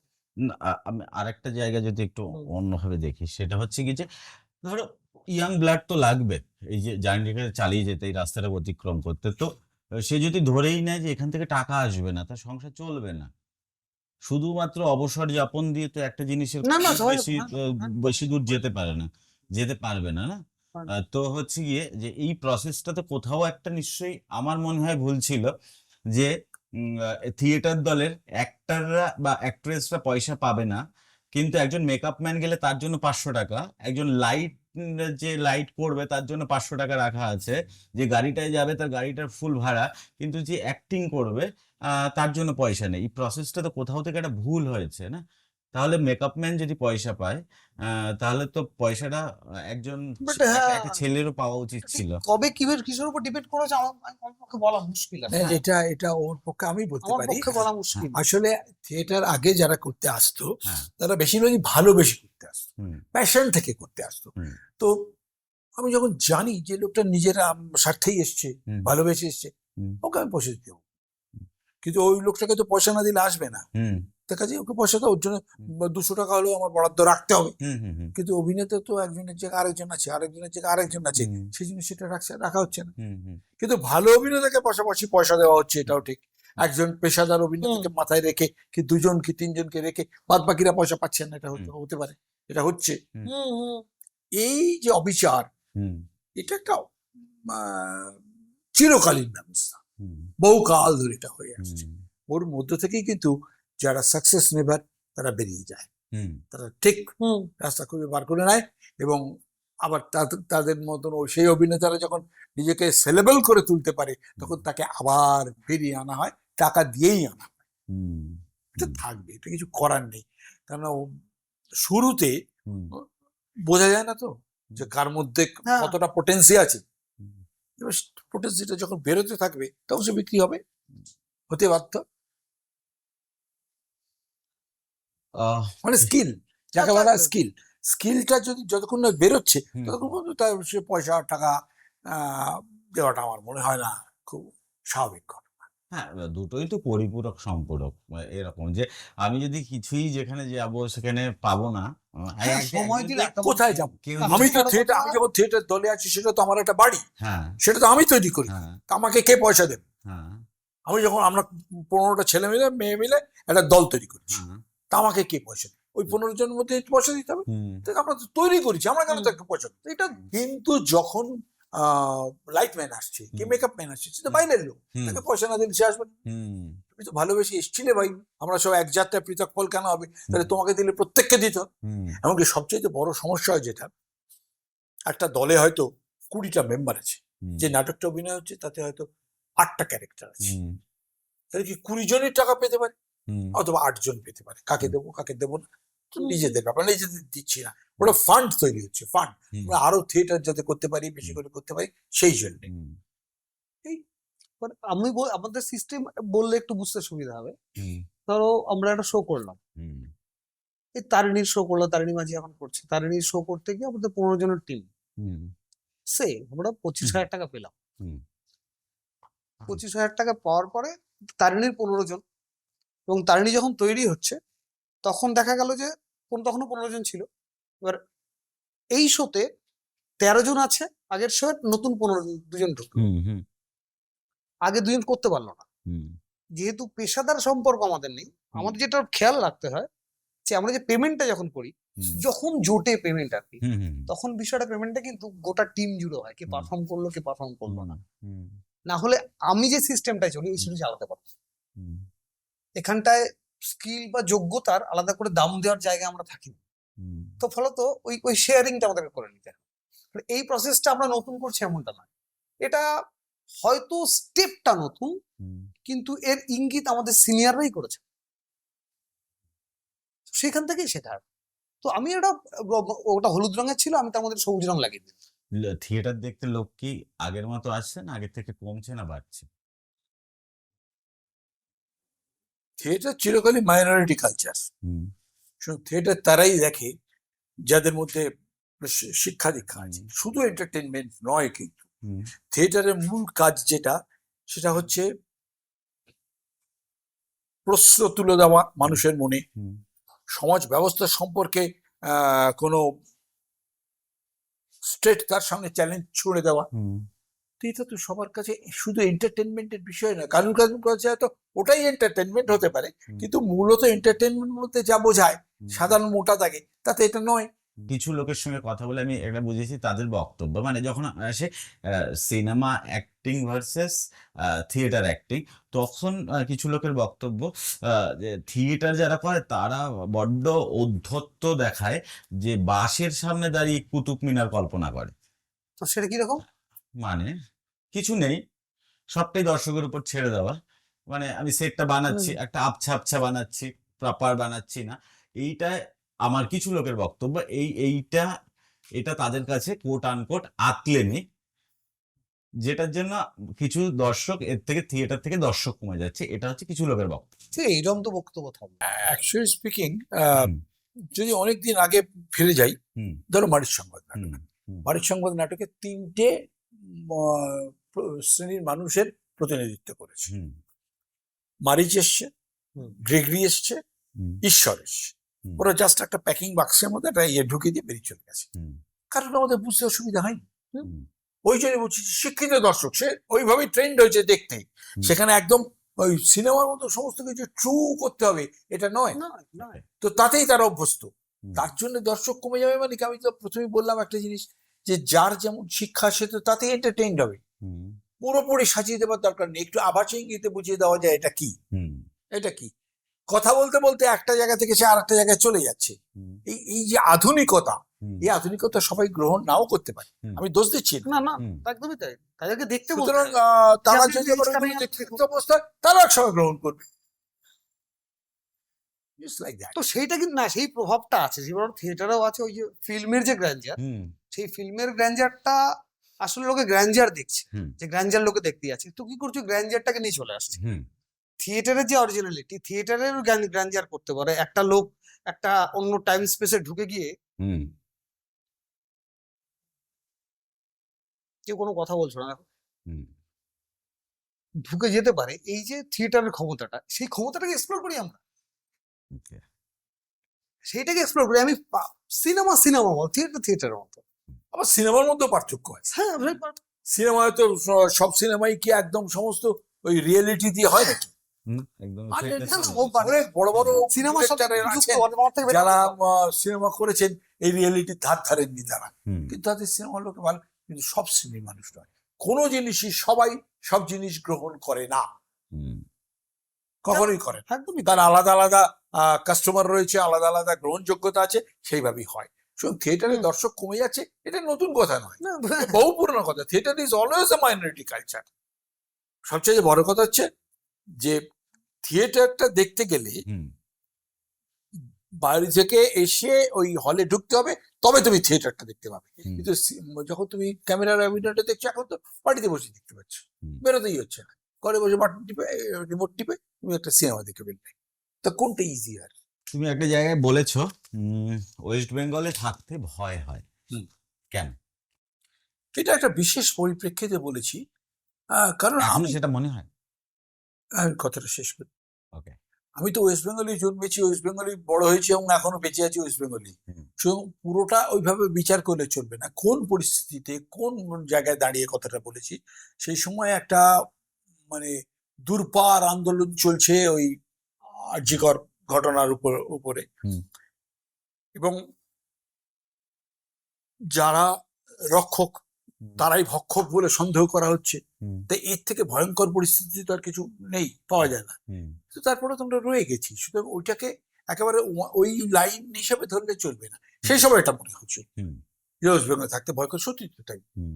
একটা সরকারি চাকুরে সে সেখানে চাকরি করতে গিয়ে অন স্পট সেখানে সে মারা গেল, সেটা দায়িত্ব নেওয়া উচিত ছিল যে আমার কর্মীকে এভাবে কে মারলো। কিন্তু ঘটনাটা ঘটলো যে তার বিরুদ্ধে লড়াই চলতে শুরু করলো। সেইটা দেখে আমার খুব ভয় লেগেছিল। আমার তখন মনে হয়েছিল সত্যি যদি তাই হয় তাহলে আমরা কিসের ভরসায় আছি। এখনো তাই মনে হয় কিনা এইটা বললে বলবো যে এই মনে হওয়াটা কিন্তু বারে বারে ফিরে ফিরে আসে। হুম এটা আমি বিশেষ কোনো রাজনৈতিক দল বা বিশেষ কিছুতে বলছি না, একটা সময়ের পরিপ্রেক্ষিতে বলছি, হুম, একটা ঘটনার পরিপ্রেক্ষিতে বলছি। হুম, এই ঘটনা যদি আবার ঘটে আবারও বলবো, হুম, অতীতে ঘটলে তখনও বলেছি, হুম, তখন তোমরা এরকম রেকর্ড করনি তাই।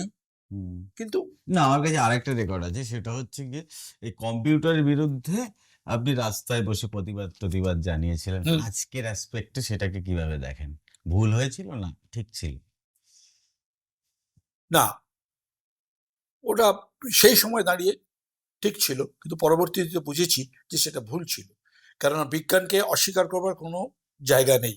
হুম, যেখানে বিজ্ঞানকে ধরেই আমাকে এগোতে হবে, সেখানে বিজ্ঞানকে আমাকে অ্যাকসেপ্ট করতে হবে। হুম, কিন্তু বিজ্ঞান তো অ্যাটম বোমাও তৈরি করেছে, ডিনামাইটও তৈরি করেছে। ডিনামাইট দিয়ে যেমন পাহাড় কেটে রাস্তা। রাস্তা তৈরি করা হয়, আবার ডিনামাইট দিয়ে জনপদ ধ্বংসও করে দেওয়া যায়। হুম, এবং কে কার হাতে সেটা হুম। ব্যবহৃত হচ্ছে তার উপর নির্ভর করছে হুম, বিজ্ঞানটা। হুম, এইখানে আমার মানে তখন আমাদের মনে হয়েছিল যে কম্পিউটার দিয়ে বহু লোকের চাকরি চলে যাবে, হুম, তো আমরা তার বিরোধিতা করেছি না। হুম, কিন্তু পরে বুঝেছি যে না, আবার আরেক দিক থেকে চাকরি তৈরিও হচ্ছে, নতুন নতুন বই হচ্ছে, এবং ওখান থেকে পিছিয়ে গেলে চলবে না, ওটাকে মানতে হবে। এখন তাই বিশ্বাস করি।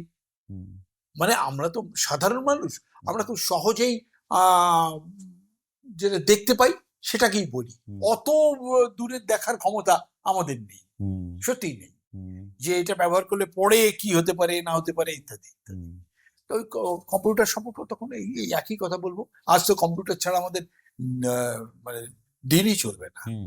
প্রতিটা জিনিস কম্পিউটারের উপর বেস করে।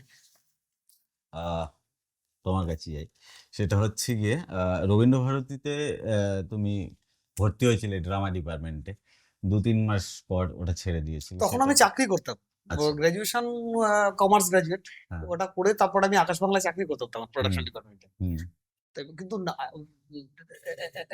নাটকটা আমার যায়নি কোনোভাবেই, মানে হাজার রকমের প্রফেশনে গেছি। হ্যাঁ, সাইকেলে করে মাল বিক্রি করেছি, বারাসাত অব্দি সাইকেলে গেছি, আরো বিভিন্ন রকম প্রফেশনে, বিভিন্ন রকম এক্সিকিউটিভ, সেলস এক্সিকিউটিভ বলছিলাম যে এই হ্যাঁ, হ্যাঁ, ঢোকার আগে বলছিলাম যে বিভিন্ন রকম প্রফেশনে গেছি, কিন্তু থিয়েটারটা আমি কিছুতেই ছাড়তে পারিনি। হ্যাঁ, তো থিয়েটারটা একটু ভালো করে করবো বলে রবীন্দ্র ভারতীতে গেছি। হ্যাঁ, দুটো কারণ, এক চাকরি করে করতে অসুবিধা হচ্ছিল, হ্যাঁ, এটা এক। আর একটা, ওখানে গিয়ে রিপিটেটিভ ক্লাস ওকে, সিস্টেম, মানে এবার কি হয়, আমি 3 মাস গেছি, তখন আমার কম বয়স, উচ্ছলতা অনেক বেশি। হুম, সেটা আমার ভুল ডিসিশন হয়তো। আহ, কারণ হচ্ছে যে সবটা না দেখে তো ওভাবে ছেড়ে আসা যায় না। হুম, আমি 3 মাস আমরা পড়তে গিয়ে আমি বোর হয়ে গেছি হুম, রবীন্দ্র ভারতীতে। হুম, লাইটের যিনি ক্লাস করাচ্ছেন এলেন, পরপর 5 পয়েন্ট অফ স্টেজ লাইটিং বলে 4টে ক্লাস হয়ে গেল, হুম, তার কোনো ইয়ে হচ্ছে না। তারপরে আমার আসলে কি হয়, একদম তো কমার্স গ্রাজুয়েট, তারপরে এরকম খুব একটা সংস্কৃতি মনস্ক ছিল না, ফলত বাইরে থেকে পড়া, মানে এটা রবীন্দ্রভারতী চারুকলা ইউনিভার্সিটি, ওখানটার ব্যাপার হবে, মানে শিক্ষকরা ছাত্ররা একসাথে বসে কথা বলবে, গাছতলায় ক্লাস হবে, বা এইসব যে শুনে এসেছি আমরা, গাছতলায় বসে আড্ডা হচ্ছে। তারপরে ফিল্ম স্কুলে যেটা দেখে এসেছি, তারপর দেখি যে আমাকে ওই মাধ্যমিক পরীক্ষার মতনই সাজেশন পড়তে হচ্ছে, হুম, চরিত্র সাজেশন পড়তে হচ্ছে, হুম। এইটা পড়তে হচ্ছে। ফ্যান্টাসিটা তো ভেঙে এই গেছে। মেথডটা চেনা মেথড, হুম, চেনা মেথড থেকে আমার বোর্ড আপ এসছে। হুম, রবীন্দ্রভারতীতে শিক্ষা দীক্ষা হয় না এটা নয়, কিন্তু হুম, রবীন্দ্রভারতীর প্রচুর মানুষ কাজ করেন, কিন্তু এই যে শিক্ষা ব্যবস্থায় যে মেথোডোলজি এইভাবে পড়া, ওই মেথোডোলজির সাথে আমার সংঘাতটা লেগে গেছিল হয়তো, হুম, কম বয়স থাকার কারণে। হুম, এখন হলে আমি হয়তো আরো অন্য দিক দেখতাম, মানে হুম, এখন আমি যেমন চট করে উঠে যাই না কোথা থেকে, হুম, আচ্ছা থপটা তো আমার জানা নেই, এইভাবে বসে দেখি, ওই হুম, জন্য ছেড়ে দেওয়া। আর মানে তো চাকরি তো অসুবিধা হচ্ছিল, মজা পাচ্ছিলাম না, বন্ধু বান্ধব তেমন জোড়া হয়নি, হুম। তাহলে মজে যেতাম। উম, চায়ের দোকানটা এখনো আছে? চায়ের দোকানটা আমাদের অনেক পুরনো, হুম, পুরনো মানে ছোটবেলা থেকে সেটা আমিই চালাতাম, বাবা চালাতো। তো সেইটা তবে থেকে চলছে, তার কারণ হচ্ছে যে আমার বাবা ছিলেন জুট মিলের শ্রমিক। হুম, তো জুট মিল, ক্যালকাটা জুট যা হয়, এক সিনেমায় এখন যেরকম হুম, আহ, ইয়ে ফোড়ে প্রডিউসার আসে, হুম, সে জুট মিলও ফোড়াটা চালাতেন আর কি। ওই আচ্ছা এই চলো, কি করে জুট মিল ভালো ইনভেস্টমেন্ট হয়ে বলে সবাই জুট মিলে টাকা লাগিয়ে দিল, এরকম করে চলতো, ফলে কারখানা বন্ধ হতো, এই হতো এই হতো। তো আমাদের ওই কারণে চায়ের দোকানটা করা, তার কারণ আমরা 2 ভাই, হুম, তাদের পড়াশোনা আছে, হ্যান আছে ত্যান আছে, স্ট্যান্ড বাই, তারপর ওটা চলছে। এখন এখন তো এখনো দোকানটা চলে, বাবা বসে, আমার তখন টাইম পাই না, মাঝে মধ্যে বসি, বাবা পাশে কি রাখো, এই ভোর 5:30 ওঠার উঠে আমাদের দোকান কিন্তু ভোর 5:30 থেকে 7:30 অব্দি হয়, তারপরে দোকান হয় না। মানে অযান্ত্রিকের গাড়ি আছে না, হুম হুম হুম অযান্ত্রিকের গাড়ি আছে, পুরোনো লোক আসে, বাবার সাথে কথা বলে, বাবার পেছনে লাগে, বাবা কিছু লোকের পেছনে লাগে, এই যে প্রসেসটা, বাবার রিটায়ারমেন্ট হয়ে গেছে হুম। অনেক দিনই হলো, তো এই প্রসেসটার মধ্যে দিয়ে এখন দোকানটা চলে। দোকান থেকে যে আর্থিক লাভ আমাদের যে খুব হয় এমনটা নয়। বলছি চা বিক্রি করে তো দেশের প্রধানমন্ত্রী হওয়া যায়, তোমার পসিবিলিটি কি আছে কিছু সেরকম? চা বিক্রি করে দেশের প্রধানমন্ত্রী হওয়া যায়? এইটা আমি বুঝতেই পারলাম না, কি চা বিক্রি করে তো প্রধানমন্ত্রী হওয়া যায়? মোদি সম্পর্কে বলছেন তো, সেই জানি না আমি। সেটা আমি কি করে বলবো? মানে তোমার পসিবিলিটি আছে সে ও আচ্ছা আচ্ছা, আমার প্রধানমন্ত্রী হওয়ার পসিবিলিটি আছে বলতো। রাজনীতিতে? এই একটা আমি উত্তর দিতে চাই প্রধানমন্ত্রী হওয়ার পসিবিলিটি আছে যে জিও। দাড়ি গোপ রাখলেই তো রবীন্দ্রনাথ হওয়া যায় না, সেরকম আর কি। চা বিক্রি করলেই এটা একটা কমন ফ্যাক্টর, আর তার সঙ্গে আরো বাদ বাকি ফ্যাক্টর গুলো অ্যাড করতে হবে, হুম। সেগুলো অ্যাড করলে তাহলে হয়তো প্রধানমন্ত্রী হতে পারে। সেটার জন্য হয়তো চলছে লড়াই, এটাও তো হতে তাহলে পারে। হতেও পারে, না হতেও আবার কিছু নেই, গণতান্ত্রিক দেশে যে কেউ হতে পারে। হ্যাঁ তাই তো বটে, ওই তো প্রধানমন্ত্রী, ওই যে মুখ্যমন্ত্রী। প্রসঙ্গেই বলছিলেন যে এখন তো সিনেমা টিনেমায় টুকটাক অভিনয় ফভিনয় করার কারণে একটু ইয়ে হয়েছে, মানে ওটা আমার বলার বিষয় আসলে। মানে আমরাও আরজি করে মুভমেন্ট প্রচুর হেঁটেছি, হুম সমর্থন করি প্রবল ভাবে। হুম এবার কিন্তু তার সাথে আর একটা বিষয় বলতে চাই, যে প্রত্যেকটা মানুষের জীবন কিন্তু হুম দামি। হুম মানে আমাদের এই বেলেঘাটা চত্বরে অনেকেই সমস্যায় পড়েছেন, হুম তা ধরে কেউ আসেনি। যখন আমি সমস্যায় পড়েছি, হুম শুধু ওয়েস্ট বেঙ্গল না, ন্যাশনালি এসেছে, হুম ন্যাশনাল নিউজ হয়েছে। হুম এটা কেন? হুম তাহলে বাকি অভিযোগগুলো কি হলো? হুম। তাদের পেছনে কে গেল? এটা ঠিক আছে, পয়েন্ট হচ্ছে যে আরো গভীরে গিয়ে খুব বোঝাটা খুব জরুরি, প্রত্যেকটা মানুষের জীবন দান। হুম মানে কিন্তু ওই যে আহ, 4 দিন অভিনয় করার কারণে হুম ওই white collar, sense of white collar হুম হয়েছে, তার পেছনে অনেকগুলো লোক আছে। হুম কিন্তু যেই বেলেঘাটা যে লোকটা আছে, হুম। আমার যে বন্ধু, হুম আমার বন্ধু বিপদে পড়লে তখন আমরা দু তিনজন যাই, হুম গোটা কমিউনিটি আসে না। হুম আমার বন্ধুর কমিউনিটি আসে, হুম সে তৃণমূল করুক, বিজেপি করুক, সিপিএম করুক, নকশাল করুক, বা হেড্ডা ব্যাড্ডা যা খুশি করুক, হুম মানে এটা তো কালচারালি পিছিয়ে থাকে। হুম। পুরস্কার পেতে কোনো রাজনৈতিক দলের লবি থাকা দরকার, এটা তোমার একটা স্টেটমেন্ট। কাল আমার, হ্যাঁ। এই আমি অক্ষম, আমি পাইনি পুরস্কার, ওই জন্যই বলেছি। আমি যদি পুরস্কার পেতাম তাহলে হয়তো আমি কথাটা বলতাম না। এটা কি ক্ষোভ? না না, খুব নয়, এটা কিন্তু না, ঘটনা। এই যে আমি দুদিক থেকেই দেখছি জিনিসটা। দুদিক থেকে আমার নামটা উল্লিখিতই হতো না হুম যদি আমার কোনো রাজনৈতিক বিরোধিতা থাকতো, কারণ আমি তো দু দলের শাসনই দেখেছি এখানে। হুম কেউই কখনো আমাকে নির্বাচিত করেননি, হুম কোনো দলই নির্বাচিত করেননি। তখনও বিশেষ কিছু মানুষ তারা সুযোগ পেয়েছেন আগের আমলেও, এখনো কিছু আলাদা লোক সুযোগ পেয়ে যাচ্ছে। হুম সব শুধুমাত্র গুণের নিরিখে বিচার হয়েছে, এটা আমার একটু সন্দেহ আছে। আমার একটু সন্দেহ, কারণ এমন এমন নাটকও দেখেছি আমি, যে নাটক দেখতে গিয়ে আমি ঘুমিয়ে পড়ছিলাম। হুম শিশির মঞ্চে আমার এটি না, হুম। পরে দেখলাম ওটি শ্রেষ্ঠ নাটক হলো। আরো।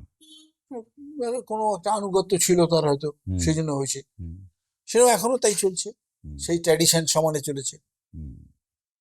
তুমি একটা জায়গায় বলেছিলে আমি অ্যাক্সিডেন্টাল অ্যাক্টর, সেটা কেন? আর ছোট্ট করে থিয়েটারের ওই আসার জার্নিটা। না, থিয়েটারে আসার জার্নিটা আমি আর রিপিট করতে চাই না, ওটা এত জায়গায় মানুষ শুনে নিয়েছে বা বিরক্ত হয়ে যাবে। হুম কিন্তু আমি অ্যাক্সিডেন্টাল অ্যাক্টর, যে কোনো মানুষ হুম যে যেখানে গেছেন, হুম যে প্রফেশন নিয়েছেন, হুম সেটা না নিয়ে অন্য কোনো প্রফেশনও তিনি নিতে পারতেন। হুম সুতরাং আমার ক্ষেত্রে ঠিক তাই, আমি অন্য কিছু করতে পারতাম, হুম কিন্তু আমি তো করিনি। হুম আমার ডেস্টিনি ছিল অভিনয় করে খাবে, অভিনয় করেই খাচ্ছি, হুম। এবং সেটা আমার একটা তৃপ্তি এবং অহংকারের জায়গা, হুম। যে আমি অভিনয়কে ভালোবাসি, অভিনয় করে খেতে পাচ্ছি, এটাই আমার যথেষ্ট, এটাই আমার বিরাট পাওনা। হুম। তোমার মাথায় কি করে এলো থিয়েটার করবে, সেই সেই প্রসেসটা? থিয়েটার করার প্রসেসটা বলতে মানে এমনি এই কেন মাথায় এলো না, থিয়েটার সেটা ছোটবেলায় যেটা হতো, আমাদের ওখানটায় মায়ের গান হতো, হুম তারপরে যাত্রা হতো। ওই টাটা অয়েল মিলের পাশেই হুম। থাকতাম, টাটা অয়েল মিলে বিশ্বকর্মা পুজোর দিন দুটো করে যাত্রা হতো। হুম সেই যাত্রা মানে ওখানে সেরা সেরা যাত্রা দেখেছি, তো সেটা আমরা রিপিট করতাম। হুম তারপর রবীন্দ্র জয়ন্তী করতে হয়, তখন ছোট 7-8-এ পড়ি, তো আমরা রবীন্দ্র জয়ন্তী কি করে করবো। এবার রবীন্দ্রনাথের নাটক বলতে ওর পরে হাস্যকতুটা পরে, তার আগে নাটক করতে হয় শুনেছি। আচ্ছা, একটা গান হবে, আমরা যেটা করলাম শরৎচন্দ্রের লালুর পাঠাবলি আমাদের তখন পাঠ্য করতে হয়, হুম, এটা ভালো, এটা করো বলে রবীন্দ্রনাথ জন্মদিন ওটাই করলাম আমরা। তার পরের বছর করলাম হচ্ছে যে লোভদম্ব বলে একটা টেক্সট ছিল, কার টেক্সট আমার মনে নেই, ডাকাতদের টেক্সট, মারামারি আছে, হুম, তো এইটা করো। হুম, এরকম করতে করতেই থিয়েটারে আসা। তারপরে বড় হতে হতে দেখলাম যে যে ওই হয় না যে আমরা কি ছোটবেলায় তো একটা হ্যাটাই থাকে, হুম, হুম, হুম, বাপ মায়েরাও বা মায়েরা হুম, অত্যন্ত আদর করে মানুষ করে সারা জীবন দিয়ে দেন, হুম, কিন্তু তাদের উপরে ভাবলে তো এদিকে কিছু হবে না, হুম, এই যে কিছু হবে না, হুম, এইটা তো এক ধরনের ইয়ে তৈরি করে, ইনফিরিয়রিটি তৈরি করে। এবার থিয়েটার করতে গিয়ে বুঝলাম যে সাবাস, এই আমি পাঠ করলাম, লোকে এসে কথা বলছে, দিয়ে নিজের একটা ভালো লাগা নিজের জায়গা। ভালো লাগা, হ্যাঁ, এই ভালো লাগা থেকে অন্য থেকে যাওয়া। লোকেরা তারপরে নোটিস করছে। সেই যে রূপকলা কেন্দ্রে হলো, এবার তখন চাকরি চাকরি খুব ছোটবেলা থেকে করি, রূপকলা কেন্দ্র হলো, তখন ওখানে অভিনয় করতে গেলাম। তারপরে সিনেমায় অভিনয় করার পর দেখলাম যে আরে বাপরে, লোকে তো প্রচন্ড, এই তুমি অভিনয় করেছো, যেরকম হয় মানে সমস্ত অভিনেতাদের হুম, হুম, একটা অন্য স্পেসে দেখে, তো সে যেই হোক, যেই একটা হোক, তো সেইটা আমার কাছে খুবই। আর তারপর টাকা পাওয়া, হুম, এই টাকা পাওয়া এবং নামের যে চক্কর, হুম, সেই চক্কর প্রাথমিকভাবে জুড়ে যাও। হুম, তারপর এখন যেটা হয়েছে, ধীরে ধীরে যেই চক্কর থেকে এসেছি, হুম, সেই চক্কর আস্তে আস্তে করে বাদ দেওয়া শুরু হয়েছে। হুম। এবার এটা কি প্রসেস বলবো আমি জানি না, বলছি এটা আমাকে কমেন্ট করা খুব মানে তোমার বেসিক্যালি একটা জিনিস দেখে তোমাকে লোকে নোটিস করছে, তোমার ভালো লাগাটা ওখান থেকে তৈরি হচ্ছে, লোকে আর খুঁজে notice পাওয়াটা, করছে, খুঁজে পাওয়া, একদম। খুঁজে পাওয়াটা যে আমি কিছু পারি, হুম, এই সেন্সটা হয়তো থিয়েটারে রেখে দিল, এটা একটা বড় সেন্স, আমাকে আমার দ্বারাও কিন্তু সম্ভব, হ্যাঁ। সেটা চারটে লোক দেখে, তো আহ, সেইটাই বোধহয়, মানে আর কিছু না, আর বিশেষ কিছু নেই। এই মুহূর্তে সিনেমা কি চলছে তোমার, মানে নেক্সট কি কাজ নেক্সট তোমার সিনেমা তো আসছে? আমাদের লাস্ট যে ছবিটা অভিনয় করলাম, ওটা নজরের ভেলা, হুম, একটা মানে বহু বছর পর, মানে হয় না যে আমি প্রায় 10-12 বছর পর হুম, অ্যাক্সিডেন্টালি হুম, একটা চরিত্র সুযোগ পেলাম, যার as such কোনো প্রস্তুতি ছিল না। হুম, তার সেই প্রস্তুতিটা প্রদীপ্ত এবং ওর এন্টায়ার টিম কথা বলে একরকম করে নেওয়ার চেষ্টা করলাম। এই কাজটা জানি না, মানে এই কাজটা হয়তো এই কাজে আমার খুব কনসাস এফোর্ট আছে এমনটা না, কারণ এই কাজটা করতে গিয়ে আমি বুঝতে পেরেছি কাজটা খুব, এই কাজটা করতে গিয়ে অভিনয়টা নাটকের মতো হচ্ছে নাকি সিনেমার মতো হচ্ছে, এই স্কোপটা আমার ভাবার মানে সেই স্থিরতার জায়গায় আমি ছিলাম না কাজটা করতে গিয়ে। এই কাজটা মানে এগুলো চ্যালেঞ্জ নয়, চ্যালেঞ্জ শুধু অভিনয় চ্যালেঞ্জ, চ্যালেঞ্জ বেঁচে থাকাটাই একটা বড় চ্যালেঞ্জ। হুম, তো এই কাজটা নিয়ে আমি খুবই মানে অপেক্ষা করছি যে ওই বললাম যে হুম, হুম, মানুষজন কি বলেন হুম, সেটা খুবই গুরুত্বপূর্ণ, এবং আমিও কি বলি সেটাও গুরুত্বপূর্ণ আমার মানে, আমি তো জানি আমি কি করেছি, হুম, হুম। এন্ড প্রোডাক্ট খুব ভালো। তোমার কি বলবো? নেক্সট ছবি কি কাজ দেখতে পাবো আমরা? না, আমি যে ছবিটা সম্প্রতি করেছি সেটা করে আমি ভীষণ তৃপ্ত হয়েছি। ওই সত্যি বলে সত্যি কিছু নেই। হুম, পরবর্তী ছবি কতগুলো অফার আছে, কিন্তু কাজ সিরিয়াল এবং সিনেমা একসঙ্গে করা যায় না। হুম, এই মুহূর্তে যেহেতু মেগা সিরিয়াল করছি, হুম, আমাকে হয় মেগা সিরিয়ালটা ছুটি করে শেষ করে সিনেমা ঢুকতে হবে, হুম, সেটা সবসময় সম্ভব হয় না। হুম। দেখি তারপর নির্ভর করছে সেটা। ও, তো উম, আজকে এখানে শেষ করছি। এবার এই আড্ডাটা মেরে তোমাদের কেমন লাগলো যদি বলো। আমার তুমি- একটা প্রশ্ন আছে তোমার কাছে, হ্যাঁ, সেটা হচ্ছে যে তোমাদের যে মানে অর্গানাইজেশনে আমি আজকে এলাম, হুম, এইটার নামকরণটা কেন সেটা তোমাকে বলতে হবে। মগজমারি মানে মাথার পরিশ্রম। মগজমারি হুম, হ্যাঁ, আমি উল্টো আইডিয়া হয়ে থাকো, হ্যাঁ উল্টো হয়ে থাকো, বাগমারি বলে একটা ওকে জায়গা আছে, হুম। হ্যাঁ, ওটা মানেটা কি? বাগমারি বাগমারি মারি শব্দের অর্থ আমি জানি না, মগজমারি ওই মগজমারি। মারি জানি একটা মারি নিয়ে ঘর করি, সেই হ্যাঁ, শত্রু বলা যেতে পারে। তাহলে মগজ কি শত্রু নাকি? না মগজ শত্রু না, আমরা মগজের পরিশ্রম মানে ধান মাড়াই করে, তুলো মাড়াই করে, মানে কাল্টিভেট, আলটিমেট। মারি মানে মিন হতে পারে কাল্টিভেট নাকি, হ্যাঁ, তাই বেন স্টর্মিং। আচ্ছা, তোমার কাছে উত্তরটা চাই, মৌ দিল। আমি তো সেটাই তো বললাম, আমি মানে আমি মাথার ভাবার চেষ্টা পরিশ্রম। আমি এসে থেকে এই উত্তরটাই খুঁজছি। হোয়াট? কুমির মারি, সুন্দরবন একটা গ্রামের নাম কুমির মারি। ওটা মারি না না, ওটা কুমির মারবার জন্য, মারার জন্য, আর এটা এখানে হচ্ছে মগজ গিয়ে- মারবার জন্য। এটা আমরা মগজের পরিশ্রম, ভাবনা চিন্তা। বেশ, পরিশ্রম করানো। অনেক ধন্যবাদ মগজমারিকে। হুম। আজকে একটা সুন্দর সকাল কাটালাম, এবারে ফিরে যাবো। মগজবাড়ি সমর ওখানে বসে উল্টাপাল্টা প্রশ্ন করছে ওইরা এটাতে বলো তুমি। হ্যাঁ, মগজবাড়িতে সমর এরকম বসে উল্টাপাল্টা প্রশ্ন করছে এইটা। আর নেওয়ার মতো। আমিও খুবই স্মার্টলি এড়ালাম, এবং বলাটা যা হয়েছে বলাটা খুব মুশকিল হয়েছে, যা হয়েছে হয়েছে, কিন্তু এটা মগজমারির জন্যই হয়েছে আর কি। একটা সকালবেলা বলার, আমার কথা কিছু লোক শুনবে, মানবেন্দ্রের কথা শুনবে, সমরের কথা শুনবে, তাতে আমাদের একটু সুবিধা হতে পারে। আবার অসুবিধা হতে পারে। অসুবিধা নিয়েই তো আছি, সুবিধাটুকু হলেই হবে। হ্যাঁ, অসুবিধা কি আছে? হ্যাঁ, অসুবিধা তো কিছু নেই। চলো ঠিক আছে, নেক্সট কোনো একটা দিন আমরা আবার বসবো, হ্যাঁ, আবার আরো কিছু কথা আমি কিছু খুঁজে খুঁজে বের করবো তোমাদের কথাগুলো, সেগুলো নিয়ে আবার আলোচনা করবো। তাহলে